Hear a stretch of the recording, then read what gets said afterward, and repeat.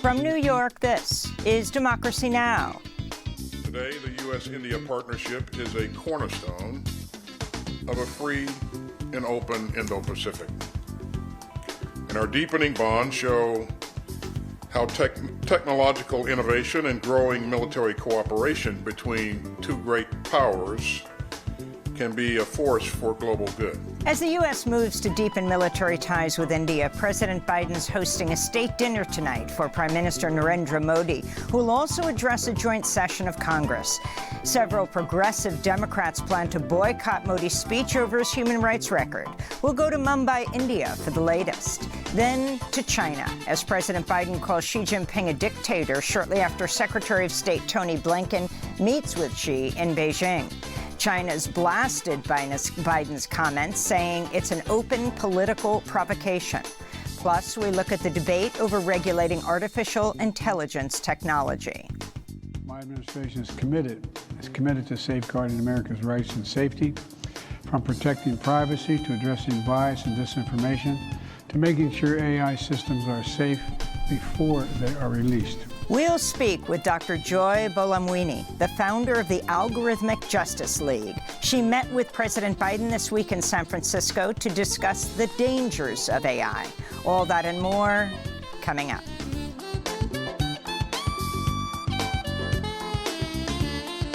Welcome to Democracy Now!, democracynow.org, The War and Peace Report. I'm Amy Goodman. A Spanish charity says as many as 39 asylum seekers have drowned, including 4 women and a baby, after their boat sank in the Atlantic Ocean near the Canary Islands.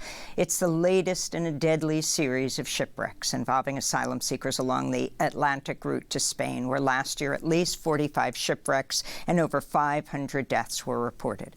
Meanwhile, police in Pakistan have arrested 7 people accused of sharing responsibility for the deaths of as many as 700 migrants who died last week drowning after their overcrowded fishing vessel sank off the coast of Greece. Israel's military has killed 3 Palestinians in the first targeted assassination airstrike in the occupied West Bank in nearly 2 decades. Palestinian fighters with Hamas and Islamic Jihad promised retribution for the drone attack, which came just 2 days after the Israeli military used U.S.-made Apache helicopters during a raid in Jenin that killed 7 Palestinians and wounded dozens of others. Elsewhere in the West Bank, hundreds of mourners joined a funeral procession for Omar Khaten, a 27-year-old Palestinian father of 2 who was killed Wednesday when hundreds of Israeli settlers attacked the village of Termas Aya, setting fire to homes and vehicles. Khaten's mother, Hanan, spoke to reporters at the funeral. He was the first one to go out whenever there were settlers. I would say, "My darling Omar, stay a little farther away from them and don't forget your kids." But he would say that I will take care of the kids. He used to tell me that every time.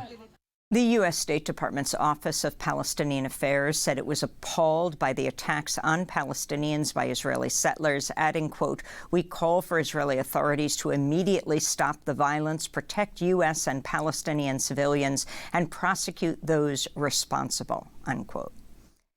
In Ukraine, an explosion has damaged a key bridge connecting the Russian-occupied territory of Crimea to the Ukrainian mainland.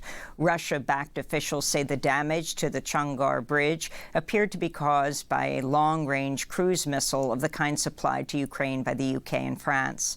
Elsewhere, Russia's military says it shot down 3 drones outside Moscow that appeared to be targeting military warehouses. At the Kremlin, Russian President Vladimir Putin said a counter-offensive launched by Ukraine earlier this month has largely stalled. As I've already said, as is well known, the Ukrainian armed forces started the counteroffensive on June 4th using their strategic reserves. Oddly enough, currently we're seeing a certain lull. It has to do with the fact that the enemy is suffering serious losses. Wall Street Journal reporter Evan Gershkovich appeared in a Moscow courtroom today where a judge denied his request to be released from pretrial detention. Reporters were briefly allowed to photograph Evan, who was held in a glass enclosure wearing a T-shirt and blue jeans. He's been jailed since March on espionage charges and faces up to 20 years in prison if convicted. Indian Prime Minister Narendra Modi is in Washington, D.C. as part of a 4-day state visit. President Biden will hold a formal state dinner for Modi tonight, hours after he becomes the first Indian Prime Minister to ever address a joint session of Congress. On Wednesday, New York Congressmember Alexandria Ocasio-Cortez said she will join 4 other Democratic lawmakers in boycotting Modi's address, writing in a statement, quote, "A joint address is among the most prestigious invitations and honors the United States Congress can extend. We should not do so for individuals with deeply troubling human rights records," she said. All 5 Indian American members of Congress, including California's Ro Khanna and Congressional Progressive Caucus Chair Pramila Jayapal, are attending Modi's speech. We'll have more on Narendra Modi's state visit after headlines. A federal judge in Washington, D.C. has sentenced a California man to more than 12 years in prison over his role in the January 6, 2021 insurrection at the Capitol. 40-year-old Daniel D.J. Rodriguez shouted, "Trump won," as he was led from the courtroom following his sentencing Wednesday. U.S. District Judge Amy Berman Jackson called Rodriguez a one-man army of hate who came to Washington, quote, "spoiling for a fight," unquote. Body camera video played at the trial shows Rodriguez repeatedly used a stolen police taser to electrocute Officer Michael Fanone, who suffered a heart attack after he was violently dragged into the mob, beaten and shocked. On Capitol Hill, House Republicans voted Wednesday to censure California Democratic Congressmember Adam Schiff, accusing him of spreading false claims about former President Trump and the Trump campaign's ties to Russia. Schiff is just the 3rd member of Congress to face censure in over 40 years. He served as lead manager during Trump's first impeachment trial and had a prominent role on the House Select Committee to investigate the January 6 attack on the Capitol. Congressmember Schiff spoke from the House floor just ahead of Wednesday's vote.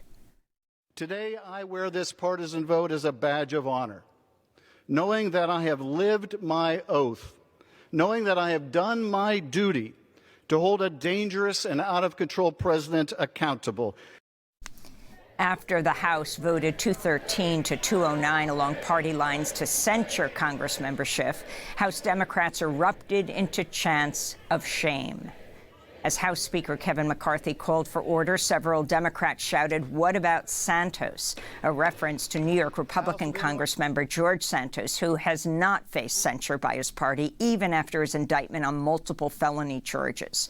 Meanwhile, far-right Congress members Lauren Boebert and Marjorie Taylor Greene got into a heated argument on the House floor Wednesday over competing resolutions that seek to impeach President Joe Biden over his handling of the U.S. southern border. House Speaker Kevin McCarthy called on Republicans to vote today to send Boebert's impeachment resolution for review by the Judiciary and Homeland Security committees. In news from Guantanamo, prosecutors have discovered there are videos of guards forcing a Saudi prisoner to leave his cell around the time the man reportedly admitted to plotting the attack on the USS Cole off the coast of Yemen in 2000, which killed 17 sailors. Attorneys for Abdulrahim al-Nashiri have said his admission of guilt was tainted by years of torture, first at CIA black sites and later at Guantanamo. The UN Working Group on Arbitrary Detention recently called for the immediate release of al-Nashiri due to his mistreatment. In news from Atlanta, Georgia, opponents of a proposed massive police training center known as Cop City are hoping to begin collecting signatures soon to force a citywide referendum on the project in November. On Wednesday, the Atlanta city clerk approved the language of the referendum petition to stop the $90 million project. Meanwhile, The Intercept reports Georgia's Attorney General Chris Carr has played a key role in the case of a legal observer with the Southern Poverty Law Center, who faces domestic terrorism charges after being arrested in March. The DeKalb County's district attorney had recommended dropping charges against the legal observer, Thomas Webb Juergens, but Georgia's Republican Attorney General overruled them. The U.S. Department of Agriculture has approved the sale of lab-grown meat for the first time. The USDA's approval on Wednesday came after the Food and Drug Administration in March cleared cultured chicken cell material made by the company Good Meat as safe for use as human food. Proponents say lab-grown meat provides a humane option for people who wish to consume meat but don't want to contribute to animal suffering, greenhouse gas emissions, and other environmental damage caused by factory farming.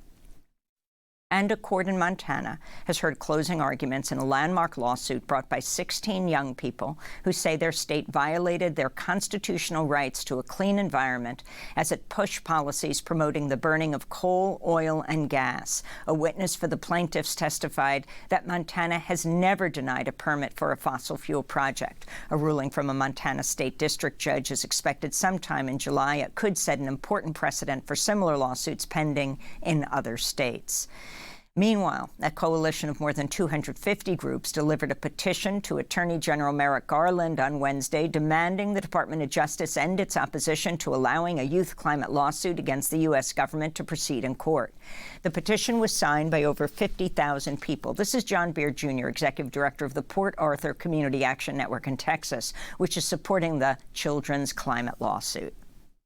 Our youth will be living here long after us. Therefore, we must support their quest to secure climate justice and protect their constitutional rights. The youth across the nation, especially youth living in environmental justice communities like the frontline Gulf coastal communities of color in my own part of the country, Port Arthur, Texas, continue to suffer harm from the climate crisis, including pollution and also from social and environmental injustice.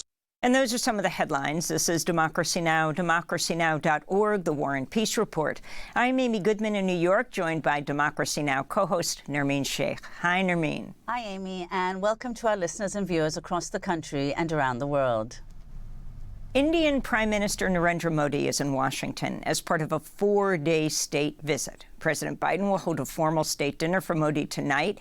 Modi will also address a joint session of Congress today. He becomes the first Indian prime minister to address Congress twice. This comes as the Biden administration's attempting to strengthen military and diplomatic ties with India as part of an effort to counter China's growing power in the Indo-Pacific region. Earlier this month, Defense Secretary Lloyd Austin traveled to New Delhi.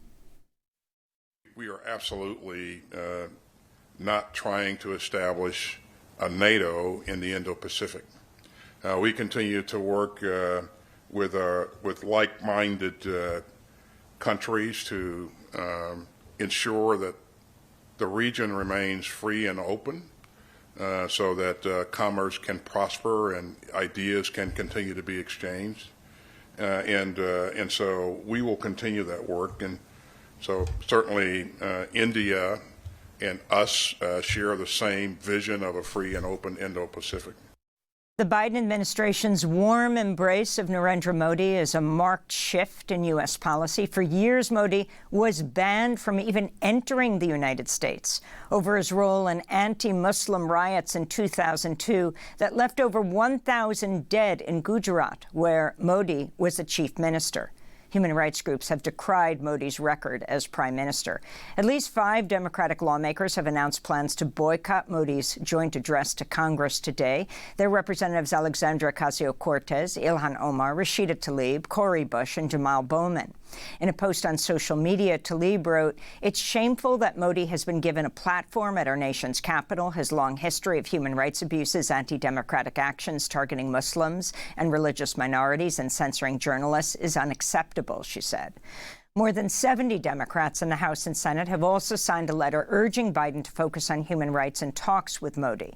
One of the signatories of the letter is Jamie Raskin, who said he will also not attend Modi's speech, but not as an act of protest. Instead, Raskin will be attending his daughter's wedding. We go now to Mumbai, where we're joined by the Indian journalist Rana Ayub, who's a global opinions writer for The Washington Post. She's the author of the Gujarat Files, Anatomy of a Cover-Up. Rana, welcome back to Democracy Now! Thank you for joining us from Mumbai. If you can talk about the royal treatment that Narendra Modi is getting here on his 4-day trip. He led yoga exercises on World Yoga Day yesterday in front of the United Nations. Now the joint session of Congress, and then a lavish state dinner with President Biden tonight. Your response? Again, well, it's always good to see India getting this kind of treatment and acknowledgement in the U.S. as a country, as a democracy, right? When Indians for the longest time, the kind of stereotypes about India for the longest time have been about snake charmers, et cetera, et cetera. Having said that, what does India bring on the table, which is its biggest asset? It's democracy. India's democratic nature, its constitution, its secularism, its inclusiveness. In the 9 years that Narendra Modi has been in power, it has been on a decline. And the US, more than any other country, is aware because just about a month before Prime Minister Modi was in the United States Religious Freedom Report called India a country that's attacking its minorities, its 200 million Muslim minorities. The US is very well aware of what's happening, but it is opening up, it's rolling the red carpet for Modi, because at the end of the day, what matters is that the US needs an ally against China, an ally against Russia. The US needs India as a country with 1.4 billion population. The US, I mean, geographically, India is more well placed than any other Asian country. So human rights, I mean, really, is that even a concern anymore for world leaders? I mean, it is embarrassing to kind of see this. I really wish that human rights was also something that was considered through this royal treatment. So, Rana, if you could elaborate on what the situation is, in fact, inside India. You've written extensively on the increasing crackdown on the press, as well as the systematic attacks against not just Muslims, but also the Dalit community in India. If you could explain what the situation is.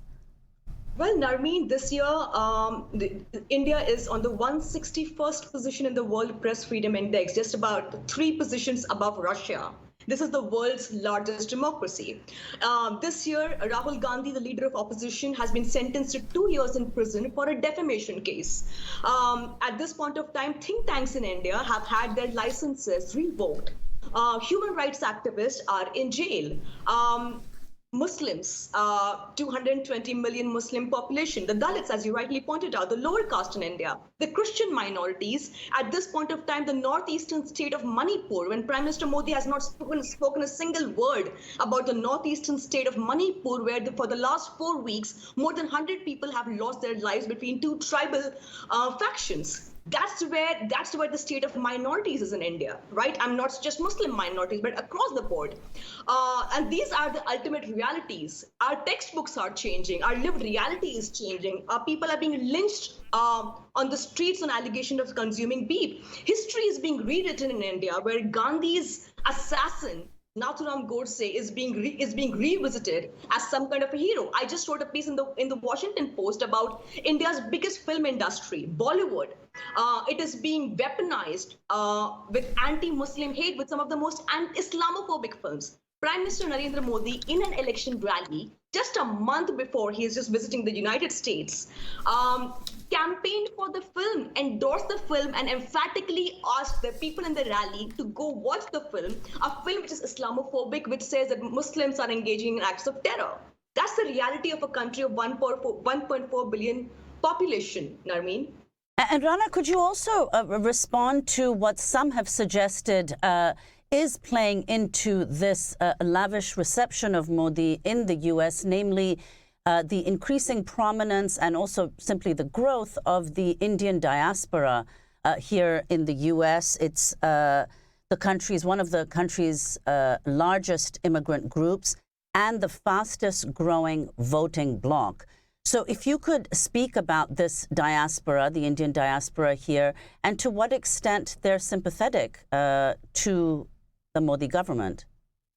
Well, the Indian diaspora, I mean, historically has always been very, very pro-Modi, and it's a very, very strong and very, very influential block of people in the United States, not just in the United States, it's all over the world, right? The Indian diaspora has contributed in all spheres, in all aspects of life. But the Indian diaspora, I mean, for the first time, as far as I remember, you saw bulldozers, which have become symbols of Muslim repression, being used by the diaspora and Republic Day parades in New Jersey. I have not seen something like that before. So Indian diaspora, by and large, historically, even after the 2002 riots, when Prime Minister Modi presided over, or was the chief minister when 1,000 Muslims were massacred, were very vocal in their support of Prime Minister Modi. Modi. In fact, when Mr. Modi was was denied visa by the United States for his checkered history on human rights, the diaspora in the US played a key part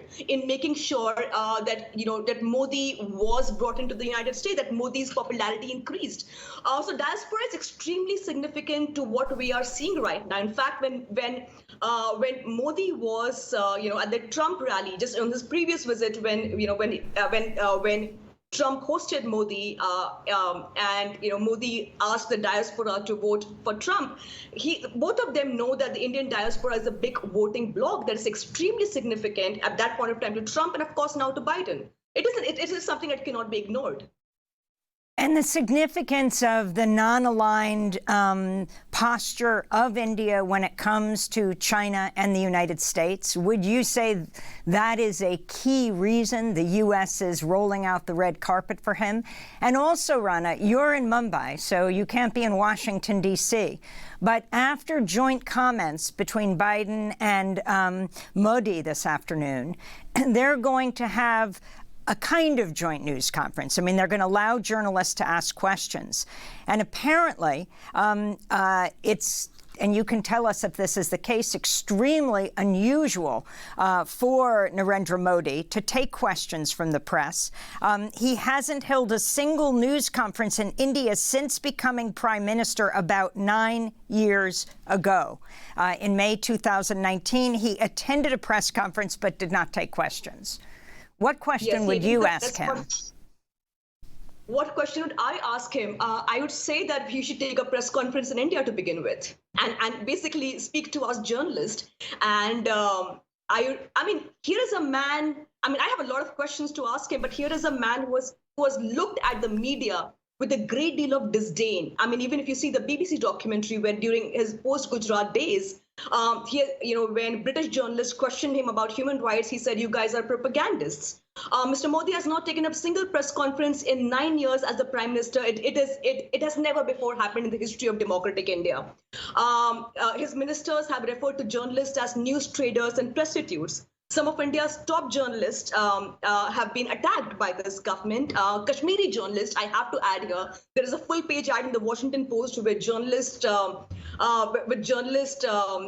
mentioned by multiple journalism organizations who have been behind bars for writing critical stories on Mr. Modi. I believe that he's taking a press conference today, but I'm also told it's just about one question from the foreign press and one question from the Indian press.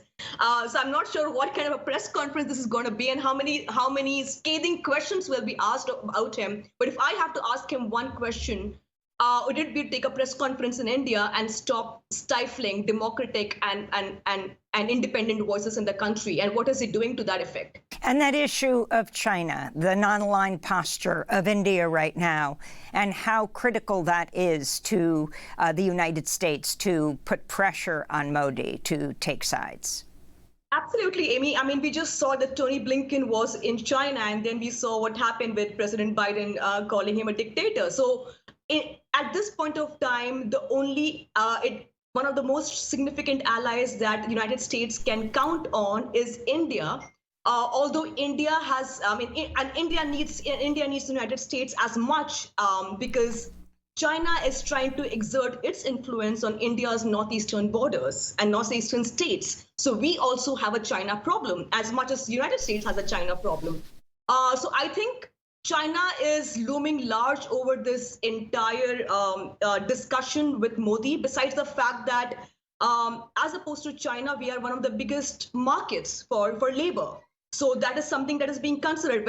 So I think China is playing a very, very big role in this, and so is Russia, right? But at the end of the day, India has always been this non-aligned partner, historically, right? So I don't think it's going to change that status very soon. I don't think the US can count on India as an ally.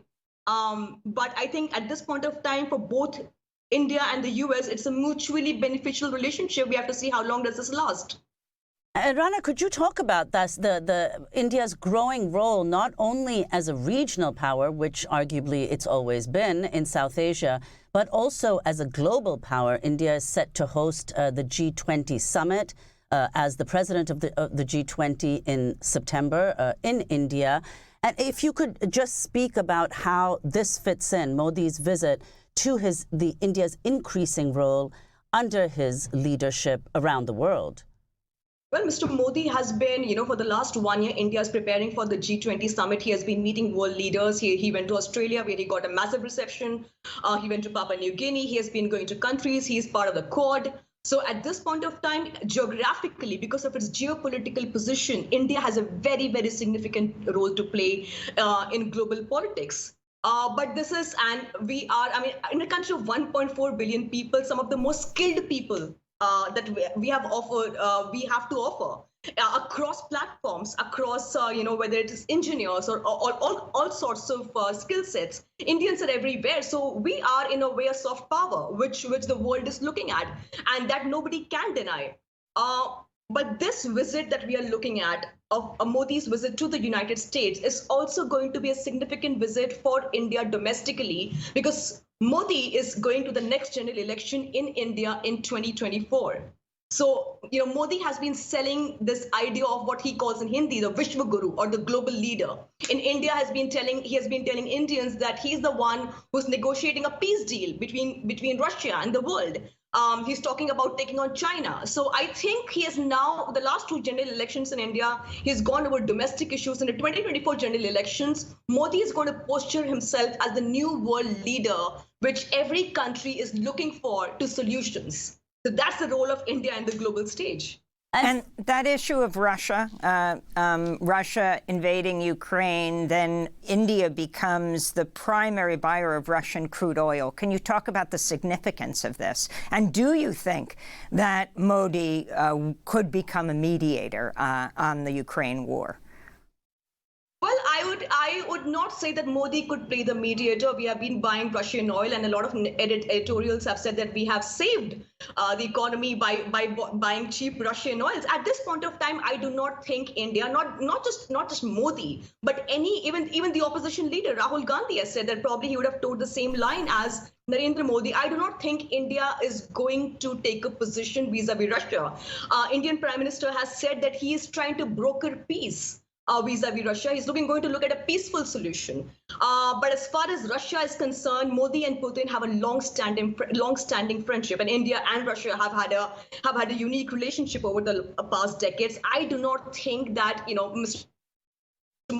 President Biden is rolling the red carpet, but I don't think he can get Prime Minister Modi to agree to something significant on Russia just yet. There's a lot of talk about this, but we have not seen anything significant vis-a-vis Russia on India's part. And Rana, finally, before we conclude, if you could talk about, the fact that you've just mentioned, India has always been the largest importer of arms from Russia. Now, there's some discussion about how India is now diversifying because of the shortage of arms in Russia, given the war in Ukraine, and what the U.S. hopes to arrange with India in this respect to provide military equipment from the U.S. to India. Could you repeat the question, please, Narmeen? I'm saying that because India has relied principally on Russia for its military imports, the vast majority coming from Russia to India, but India is now diversifying the source of its arms, including possibly from the U.S. What do you expect to come out of this meeting here now on the military? Well, Indian pundits and DC punditry has been, political analysts have been saying that probably there is going to be a shift in terms of, U.S. offering its own arms and weapons to India, and that, probably there is going to be a deal which will be announced tomorrow or day after. I'm going to look at it with a great deal of skepticism and apprehension. I'm going to wait to see what comes out of it. But if that does happen, I still am not very optimistic that Mr. Modi is going to take a position on Russia, even if the fact that we have multiple sources of getting our arms and weapons besides Russia. I don't think that is something that we need to get extremely optimistic about. I don't think that's going to change the situation just yet. Rana, I want to thank you for being with us. Indian journalist, global opinions writer for The Washington Post, author of Gujarat Files, Anatomy of a Cover-Up, speaking to us from Mumbai, India. Coming up, we look at U.S.-China relations as President Biden calls Xi Jinping a dictator. Back in 30 seconds.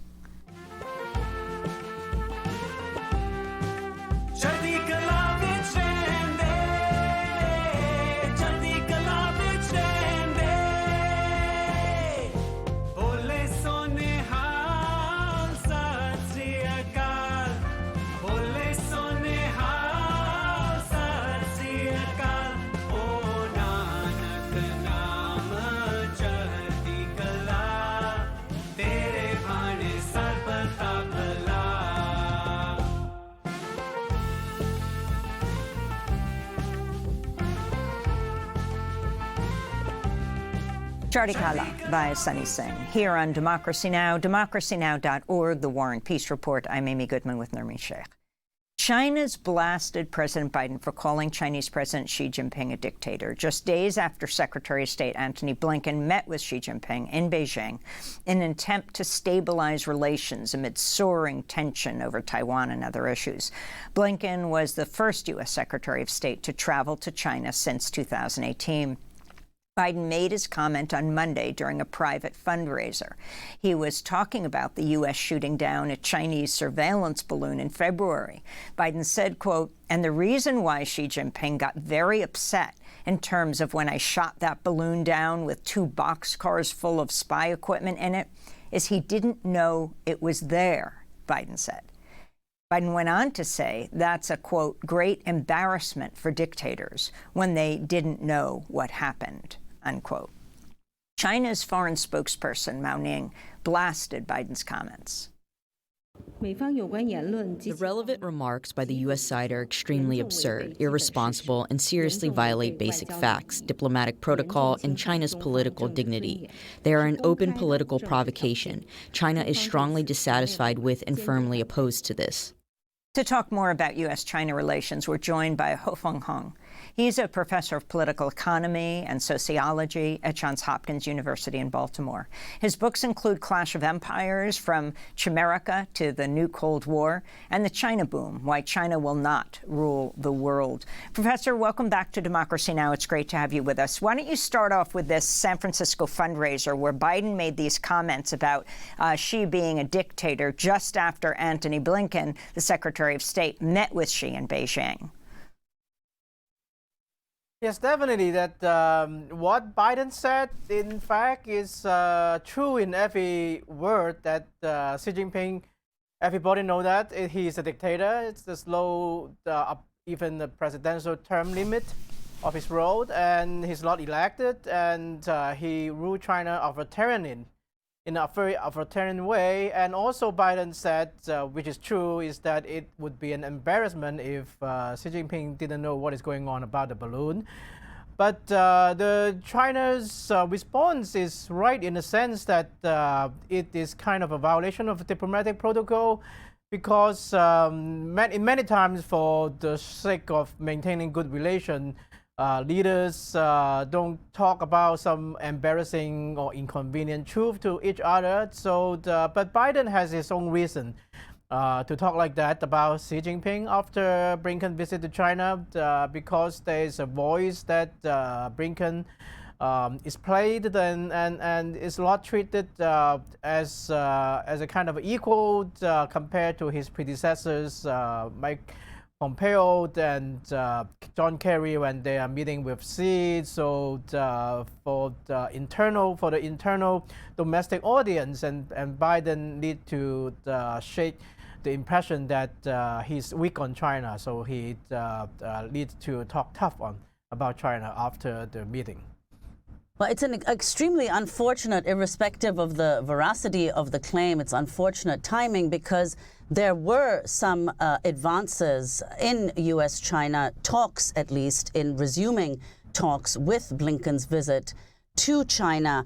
If you could elaborate on whose initiative it was that these talks took place in the first place, that Blinken went to China. His initial visit was postponed because of the controversy around the spy balloon, and the fact that China initially wanted to see first the U.S. Treasury Secretary and the Commerce Secretary, but the U.S. had insisted that Blinken would come first. Yeah, definitely. Right now, China's economy is in bad shape. Even after the pandemic, after the opening, that the rebounds, the widely talked about expected rebounds in China didn't happen, and Chinese local government and real estate developer and important enterprise are still heavily in debt. So China really at this time need the help from the U.S. economically. So it is why China would want to see some officials from the U.S. that is in charge of the economy. But of course, from the U.S. side of the thing, that the priority of the Biden administration is to minimize the risks of the U.S.-China relations and prevent it from escalating into military conflict. And while U.S. is very occupied with Russian invasion in Ukraine, on that front, that U.S. really want to put up some kind of a guardrail to prevent the deterioration of U.S.-China relations. So it is also the consideration behind Biden's sending Blinken to meet with Xi to establish some discussion and communication channel again diplomatically. So it is kind of a situation that the expectation about the talk between Blinken and Xi is a lot high, and after all, it only lasted 35 minutes, including translation. It's very short, but the fact that they start to talk again and then they also agree to talk more is already a kind of achievement. And could you talk more about, Professor Hong, the economic dimensions to this meeting, the fact that we're speaking now as Prime Minister Modi is in the U.S. The U.S. is hoping in part to shift part of its manufacturing, the companies, U.S. companies operating in China, to shift manufacturing from China to India. By way of example, at the moment, 95% of iPhones are made in China, but Apple is now is moving manufacturing to India, which is projected to produce 25% of iPhones in just 2 years. China has also hosted several CEOs of tech companies in recent months, including Elon Musk, Jamie Dimon of JP Morgan, and Apple's Tim Cook. So if you could talk about this, the potential shift of U.S. economic interests from China to India. Definitely, it is already happening. That, for one thing, that the China's demographic and economic structures have been shifting, and we have been hearing a lot of reports about the rising wage in China, also the demographic fall in China, that China is running out of young people, not as much as like 20, 30 years ago when there's a lot of young, educated, low-cost labor. India is going to be the biggest nation demographically in the years to come.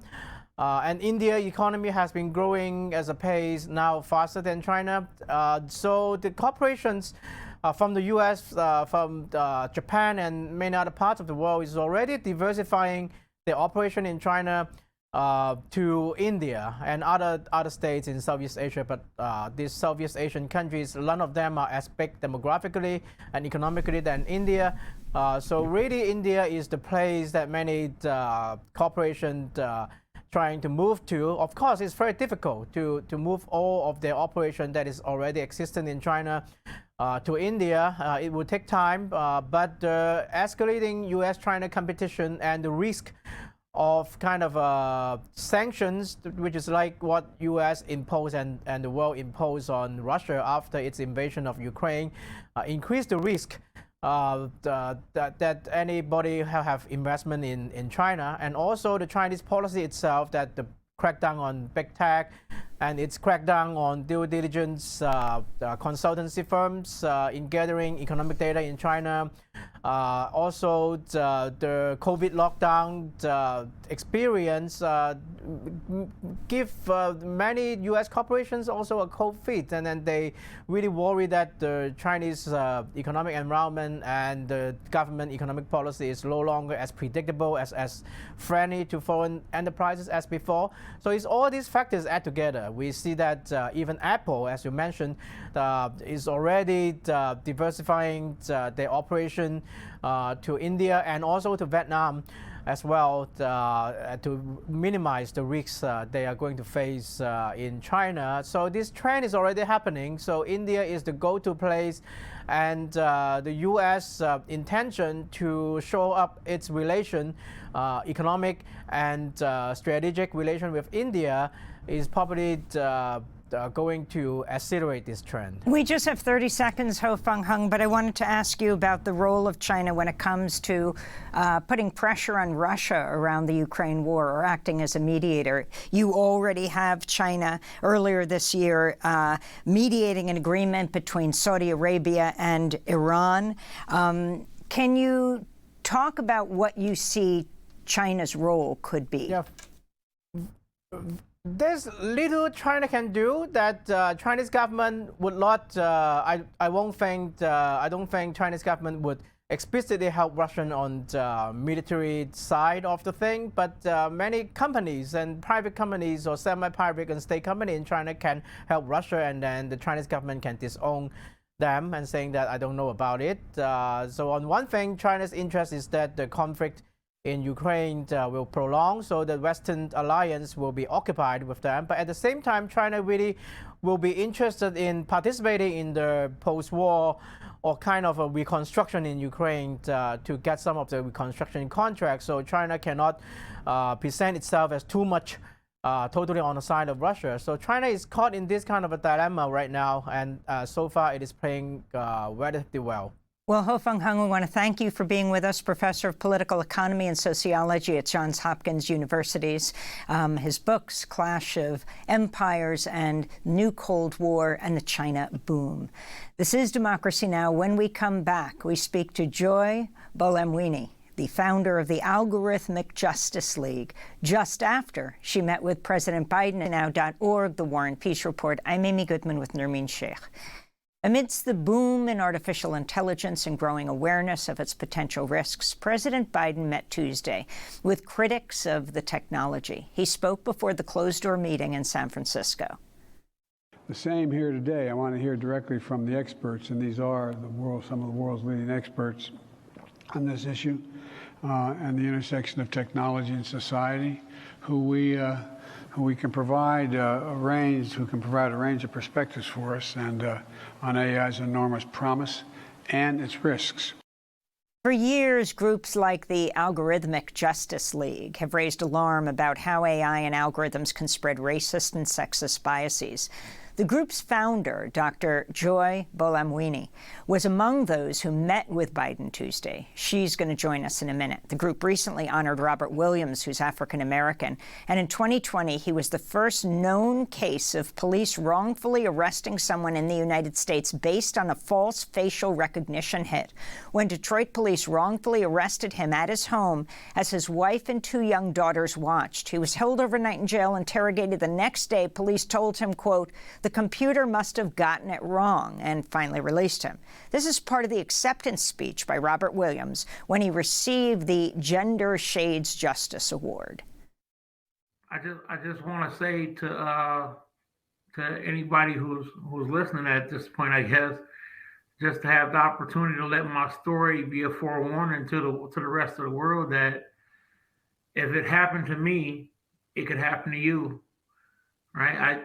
I just was a regular. I was at work and was trying to get home, and I got arrested for something that had nothing to do with me, and I wasn't even in the vicinity of the crime when it happened, right? So it's just that I guess the way the technology is set up, everybody with a driver's license or a state ID is essentially in a photo lineup. For more, we're joined in Boston by Dr. Joy Buolamwini, founder of the Algorithmic Justice League, just back from that meeting with President Biden on artificial intelligence in San Francisco. She's also featured in the documentary Coded Bias. Dr. Joy Buolamwini, welcome back to Democracy Now! You posted on Twitter before meeting with President Biden that you were looking forward to the meeting to talk about the dangers of AI and what we can do to prevent harms already impacting everyday people like mortgages and housing in need of medical treatment, encountering workplace surveillance, and more. I assume, and more, you're talking about issues like this, kind of false racial, facial recognition based on AI. Can you talk about the Williams case and so much more, what you discussed with President Biden? Absolutely. Thank you so much for having me. I am actually hopeful after this roundtable with President Biden, because we started the conversation really focused not just on what AI can do, which we've heard a lot about, but centering how it's impacting real people like we saw with Robert Williams. With the Robert Williams case, what we saw was a case of AI powered biometrics leading to a wrongful arrest. So the research that I've done and many others have done as well has shown documented racial bias, gender bias, and other types of biases in facial recognition systems. And when these systems are used in the real world, like we saw with the Robert Williams case, you actually have consequences. So for Robert to be arrested in front of his wife and in front of his 2 young daughters, you cannot erase those sorts of experiences. And then to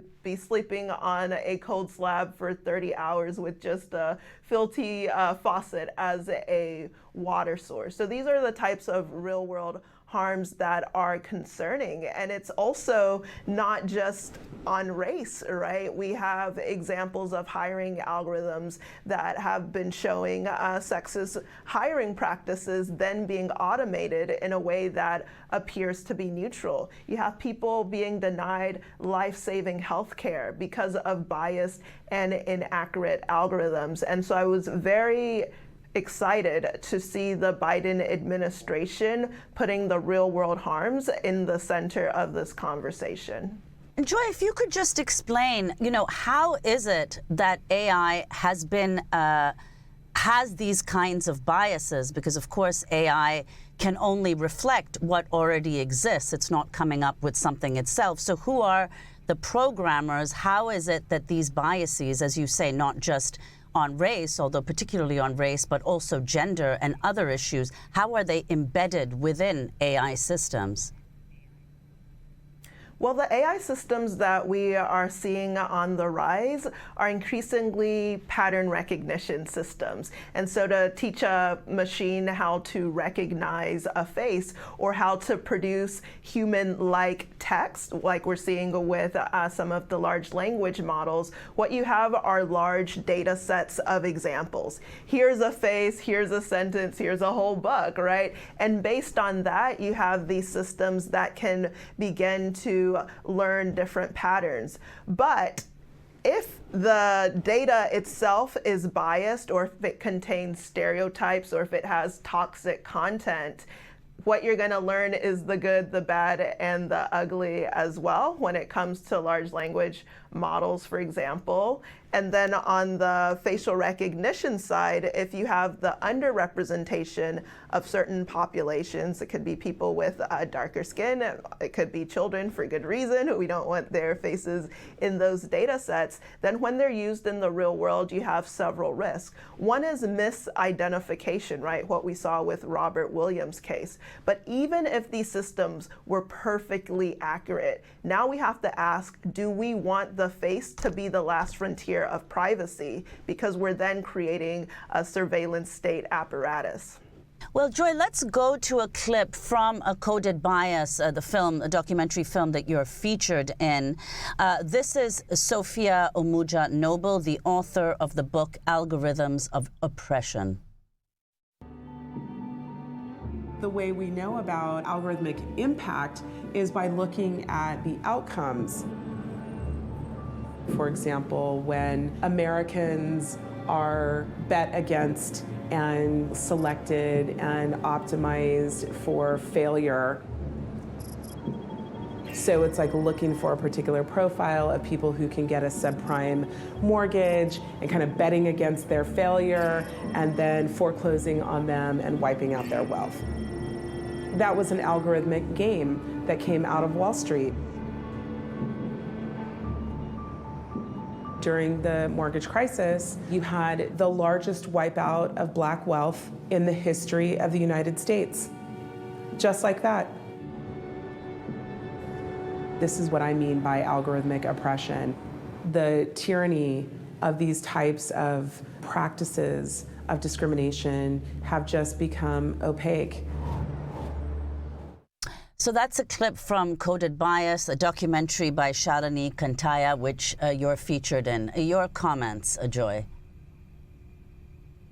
I think this is a great clip because it's showing that while we have all of these conversations about the possibilities of AI, the reality shows the perils. And what's even more concerning to me right now is in this rush to adopt algorithmic systems, there is a narrative that says we want to have trustworthy AI or we have to have responsible AI. But so many of the popular AI systems that have been built on a foundation of oppression or a foundation of unconsented data, some would say stolen data. And so something that was concerning to me at the roundtable was there was expressed excitement about using AI for education. But then when you looked at the models and the AI systems that were being integrated, these are known models where the companies aren't sharing the training data. Those who have labeled the toxic aspects of that data, right, have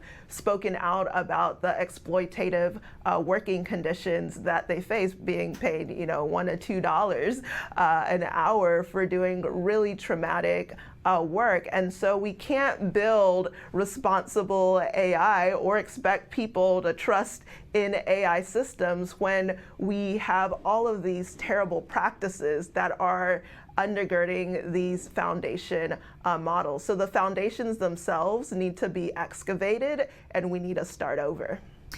Dr. Buolamwini, can you talk about the project of Algorithmic Justice League that was just launched called TSA Checkpoint Scorecard, fly.ajl.org, and how people can share their experiences dealing with a new facial recognition program that's being used at several airports across the country? Absolutely. So the TSA is starting to roll out facial recognition at domestic checkpoints. They're now at 25 airports. And this is concerning because the United States needs to start leading on biometric rights. Just last week, we had EU lawmakers push forward the EU AI Act, which explicitly bans the use of biometric technologies like facial recognition in public spaces, the live use of this technology. We are flying in exactly the opposite direction where people don't even know, right, that they have a choice to opt out. And so what we're doing with the Algorithmic Justice League is we've released the scorecard. So if you have traveled this summer, if you're traveling this summer, please share your experience so we understand, did you give consent? What was your experience if you try to opt out? That the technology work for you? I also think that this is a great opportunity for the US government to put into place the blueprint for a Bill of Rights for AI. And so this blueprint came out last year and it highlights so many of the issues that we've been talking about, which is the need for notice, and we need consent as well, but also we need protections from algorithmic discrimination. We need to know that these systems are safe and effective. We need data privacy so that you can't just snatch people's faces, right? And we need human fallbacks as well. So I think it's a great opportunity for the Biden administration to make true on their promise to make what was put in the blueprint binding through the Office of Management and Budget, and then to push to make the blueprint federal law. Can I ask you, as it becomes harder to travel longer and longer and longer lines, the other day I was at the airport, guy comes up, I was on an endless line, says, hey, you want to do clear? I will get your information and then I'll walk you right to the front of the line. It's very hard to say no to that, right, when you're missing your plane. But can you explain what these iris scans are used for and also fingerprints? Yeah, so when you have systems like CLEAR, I want to make a distinction between you electing to use biometrics when you sign up for CLEAR or TSA PreCheck, where they might be looking at biometrics like your fingerprint, your iris, or your face. This is different from what the TSA has stated in their roadmap, which is to go from pilot to requirement, so that the default option when you go to an airport is that you have to submit your face. This is what's in their roadmap. So agency is absolutely important. The right to refusal is absolutely important. And you just pointed out a dynamic that so many people face. You just made it to the airport. Your flight's about to go and you're given, I don't know, the red pill or the blue pill, and you make a snap decision. And I'm really cautious about these snap decisions because I worry about what I call convenience shackles. So for the few seconds that you might save, or maybe minutes, etc., you now have given up very valuable face data. And we already have examples of data breaches with the government of travelers' face data. So it's not even hypothetical when we're talking about the privacy risks that are here. And the roadmap that the TSA has laid out also talks about then using that face data potentially with other government agencies. So we have to understand that it doesn't just stop at the checkpoint. This is a pilot and a starting point that is going to move us towards more mass surveillance if we don't resist now, which is why we launched fly.ajl.org.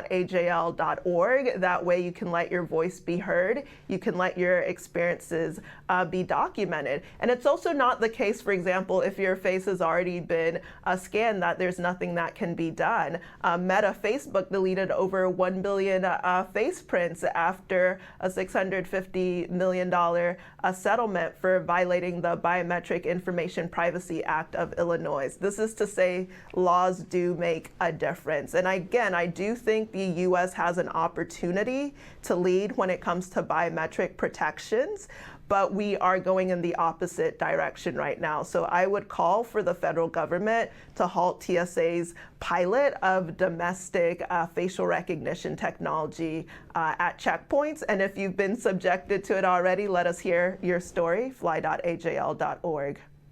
And Joy, finally, we just have 30 seconds, but if a Bill of Rights is put in place with the stipulations that you outlined, do you see any benefits of artificial intelligence?